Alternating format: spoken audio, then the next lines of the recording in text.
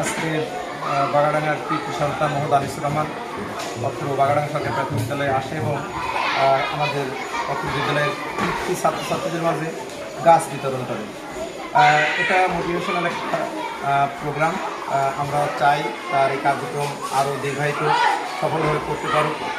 আমাদেরই ছাত্র, আমাদেরও গর্বের বিষয় সে যে এই কাজ উদ্যোগ নিয়েছে।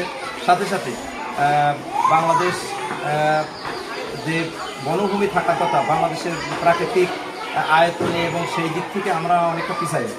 এখানে একটা দেশের 17 থেকে 20 ভাগ বনভূমি বা 25 ভাগ বনভূমি থাকার কথা, সেই তুলনায় বাংলাদেশ মানে সম্ভবত 16 বা 15 এরকম পার্সেন্ট। সেই ক্ষেত্রে যদি আমাদের এই উদ্যোগটা থাকে মানে আমাদের মনে হয় ওই বনভূমিতে ঘাটতি সেটা পূরণ করা মনে হয় সম্ভব হয়ে ওঠে। আর এরকম উদ্যোগে সেগুলি আরও সাথে আসুক। আমরা চাই সবাই দেশের উন্নয়নে এগিয়ে আসুক, সবাই দেশের উন্নয়নে কাজ করুক। আমরা সবাই মিলে দেশটাকে করতে চাই, দেশের সবাই উন্নয়ন চাই। বিশেষ করে এই যে বাগাডাঙ্গা প্রাকৃতিক সৌন্দর্য গ্রুপ, এদের কর্মকাণ্ড আমি আমার বাড়ি কাঞ্চনপুর, যদিও তো আমি এই রাস্তার আশেপাশে দেখি যারা গাছ লাগাচ্ছে, এটা অত্যন্ত প্রশংসনীয় কাজ এবং খুবই ভালো কাজ।